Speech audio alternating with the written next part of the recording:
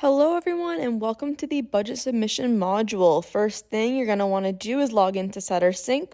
Go to your home page on that left hand side, you'll see your profile icon. Click on that and go all the way down to Finance. This will open up all of the requests you have made for your org. Select Create Request and then Create Budget Request. There are two options here. We'll go over agency accounts in a different video. So for now, select SGA Funding Request. All right, you're going to put in the request title. This should match the name of the event that you're submitting the budget for. This helps us to stay organized, that we know that you're submitting budgets only for events that have been approved or that have been submitted.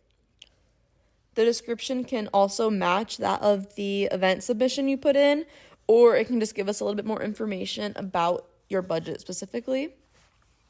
This description is not published to SetterSync though, it's only for our VP of Finance and for us to refer to. You're also going to fill out additional information here. So the name of your organization, the name of the budget request, so it should also match the event submission here. Take note of that. And then also the name of the person who is responsible for the budget. So this should be your treasurer or whoever is completing that budget. You're also going to select the semester that the request is for. Our event was September 20th, so that is for the fall 2023 semester. For the purposes of this training, this is not a tail budget, but if you were submitting for that tail budget deadline, that's what you'll put there. You're going to put the date of the event. Again, please make sure that this matches that of the event that you're submitting for. And then you'll see more service providers or different sections that will apply to the planning of your event budget.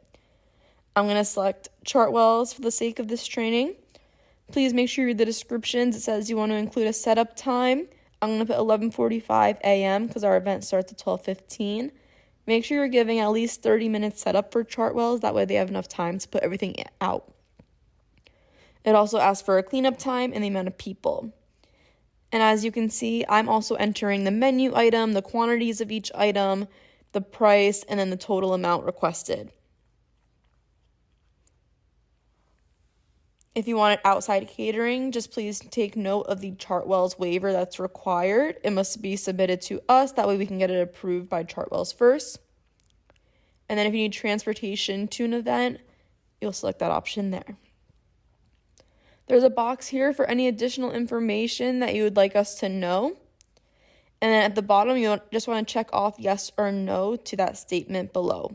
This just confirms that you've put in an event submission, because there should be no budget submissions put in without a corresponding event.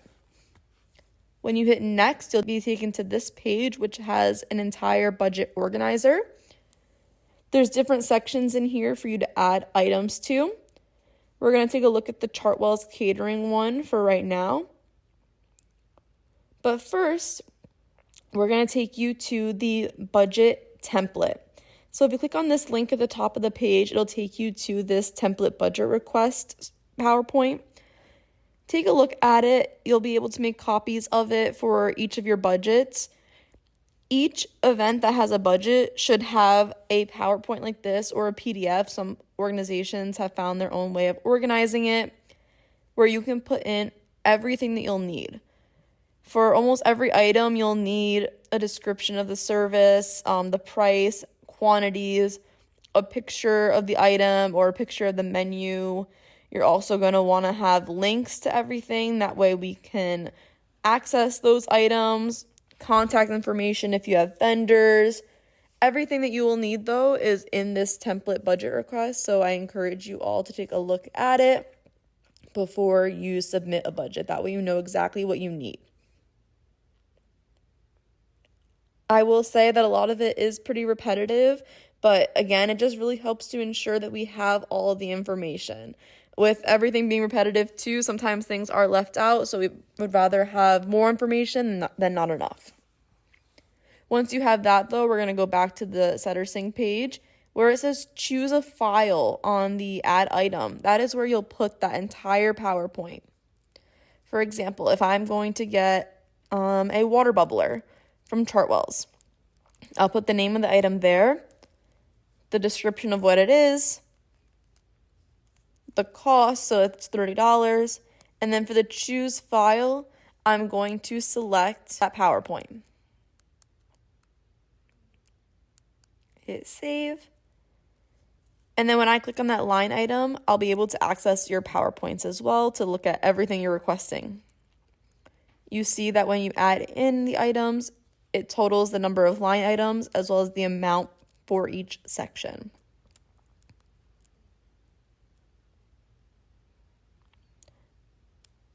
All right, so the other sections that we have supplies and services. This is for anything on Amazon, if you have any decoration, games, tablecloths, anything like that. External catering, if you're going to get a food truck or a different vendor instead of Chartwell's. Gifts and prizes, if you're going to be doing a raffle, fundraiser, anything like that. Vendor rentals and contracts, so if you're going to have like a carnival and you want either like a DJ or rides or something, make sure you look at that. Transportation services, and then event tickets if you're going to be going to a museum or an amusement park. Once you select submit, your budget will go into our system where we can review and approve or have you adjust it as needed. And that's all.